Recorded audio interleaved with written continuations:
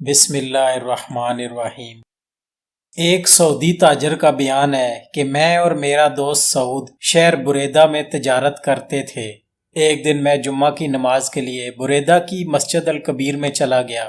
نماز جمعہ کے بعد جنازہ کا اعلان ہوا۔ نماز جنازہ ادا کی گئی۔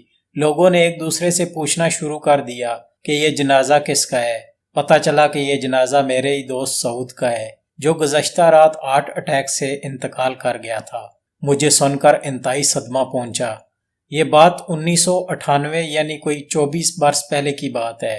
اس وقت ابھی موبائل فون عام نہیں ہوا تھا۔ چند مہینے گزرنے کے بعد وہاں کے ایک دکاندار نے مجھ سے بات کی کہ مرحوم سعود کے ذمے میرے 3 لاکھ ریال ہیں، تو آپ میرے ساتھ چلیں، ہم جا کر اس کے بیٹوں سے بات کریں۔ اور یہ بات پہلے سے میرے علم میں تھی کہ سعود کے ذمے یہ قرض ہے۔ چنانچہ ہم مرحوم کے بیٹوں سے جا کر ملے، بات چیت ہوئی تو انہوں نے بغیر کسی ٹھوس ثبوت کے رقم لوٹانے سے صاف انکار کر دیا اور کہا کہ ہمارے باپ نے تو صرف 6 لاکھ ریال چھوڑا ہے، اگر 3 لاکھ ہم آپ کو دیتے ہیں تو پھر ہمارے پاس کیا بچے گا۔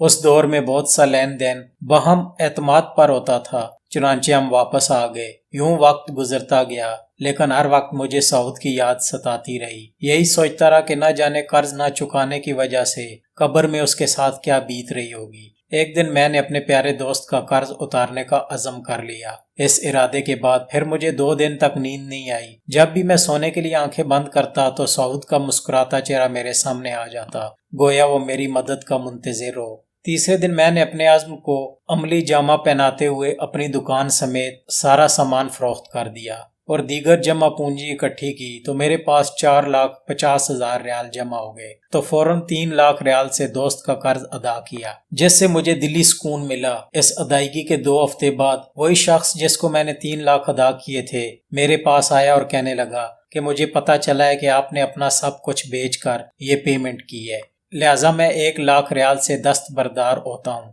یہ کہہ کر اس نے 1 لاکھ ریال مجھے واپس کر دیا اور مارکیٹ میں دوسرے تاجروں کے ساتھ بھی اس واقعہ کا ذکر کیا کہ مخلص دوست نے کمال کی مثال قائم کر دی ہے۔ چند دن گزرے کہ ایک تاجر کا فون آیا۔ اس نے پیشکش کی کہ میرے پاس 2 دکانوں پر مشتمل ایک سٹور ہے جو میں آپ کو بلا معاوضہ دینا چاہتا ہوں۔ میں نے اس کی پیشکش کو قبول کیا، مزدور لگا کر دکانوں کی صفائی کی۔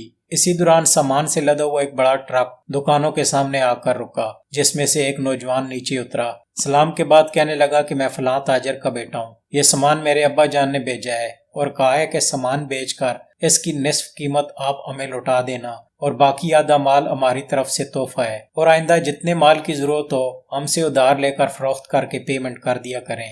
یہ لوگ جنہیں میں جانتا ہی نہیں تھا چاروں طرف سے میرے ساتھ تعاون کے لیے اٹھ کھڑے ہوئے اور تھوڑے ہی عرصے میں میرا بزنس پہلے سے دگنا ہو گیا۔ المختصر 1436 ہجری کے رمضان المبارک میں نے 3 ملین ریال اپنے مال کی زکوٰۃ ادا کی ہے۔ یہ کوئی افسانہ نہیں بلکہ حقیقی واقعہ ہے۔ سید کائنات حضور صلی اللہ علیہ وآلہ وسلم کا فرمان گرامی کس قدر سچا ہے کہ جب تک بندہ اپنے بھائی کی مدد میں لگا رہتا ہے اللہ تعالیٰ بھی اس کی مدد کرتا رہتا ہے۔